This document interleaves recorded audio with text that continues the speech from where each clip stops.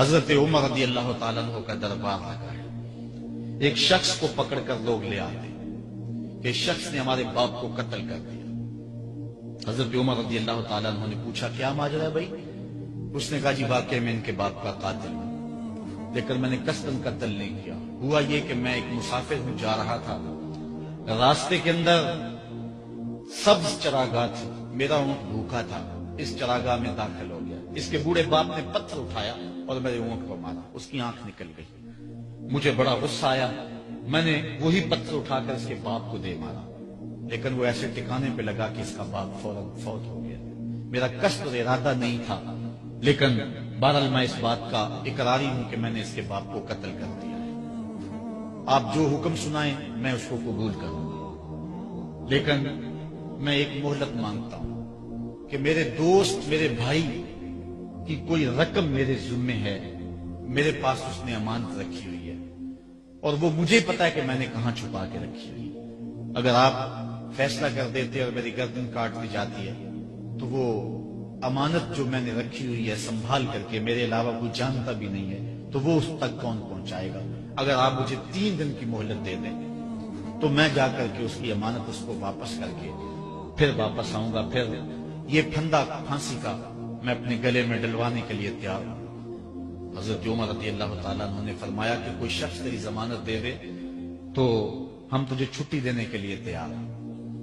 اس نے دائیں بائیں دیکھا، پورے مدینے میں اس کا کوئی شناسہ ہی نہیں تھا، واقف ہی نہیں تھا، ایک اجنبی شخص تھا.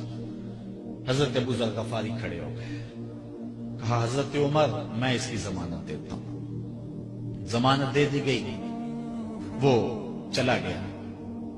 تیسرے دن وعدے کا جو وقت تھا، لوگ جمع ہو گئے، دربار لگ گئے، ابھی تک آنے والا نہیں آیا. لوگوں نے کہا ابو ذر تو نے غلطی کی ہے، ایک اجنبی کی ضمانت دی اور ابھی تک وہ نہیں آیا. اور میاں صاحب فرماتے ہیں ایک بار جو بھائیں اڑ جاندے اور پھر کدی نہ پھنس دے. ظاہر ہے وہ چلا گیا، واپس نہیں پلٹ کے آئے گا، اسے پتا ہے کہ آگے سیدھی سیدھی میری موت ہے، تو تم نے یہ کیا غلطی کی؟ خیر آپ نے فرمایا کہ اگر وہ نہ آیا تو یہ پھانسی کا پھندا میرے گلے میں ڈال دینا، لیکن بہرحال میں نے اس کی ضمانت دی. کچھ عرصہ بیتا کہ دور سے گرد و غبار اڑتا ہوا دکھائی دیا. جب صورت واضح ہوئی تو وہی شخص تھا. حضرت عمر فاروق رضی اللہ تعالیٰ عنہ کے دربار میں کھڑا ہو کہنے لگا حضرت کسی وجہ سے تاخیر سے پہنچا ہوں، معذرت چاہتا ہوں، اب جو حکم ہے پورا کیجیے. حضرت عمر رضی اللہ تعالیٰ عنہ اس کے پھانسی کے احکامات جاری کر چکے تھے. آپ نے فرمایا کہ ابو ذر یہ بتا کہ تو نے اس کی ضمانت کیسے دی جب تو اسے جانتا نہیں تھا؟ تو سن حضرت ابو ذر غفاری نے کیا کہا ایک اجنبی میرے محمد کے مدینے میں پناہ مانگ رہا تھا اور اس نے چاروں سمت دیکھا اور کوئی شخص نہیں تھا جو اس کو امان دیتا اور اس کی ضمانت دیتا، تو میں نے اس لیے ضمانت دے دی کہ نہ بھی آیا تو اپنی جان چلی جائے گی. کل کو یہ تو نہیں کہے گا کہ محمد کے مدینے میں کسی نے ضمانت مانگی تھی، پورے شہر میں کوئی ضمانت دینے والا نہیں تھا.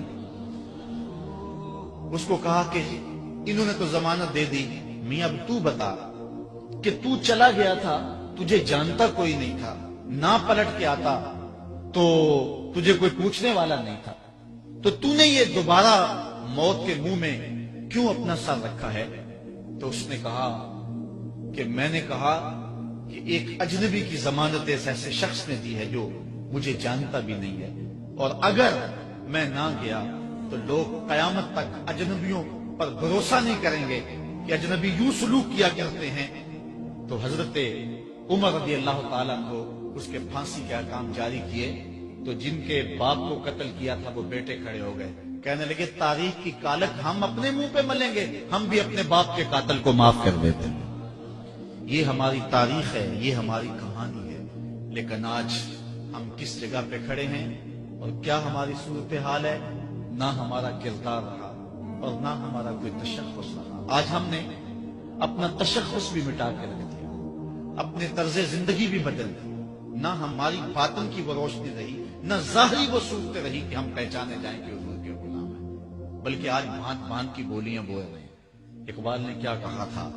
اپنی ملت پر قیاس اقوام مغرب سے نہ کر، خاص ہے ترکیب میں تجھے قوم رسول حاج.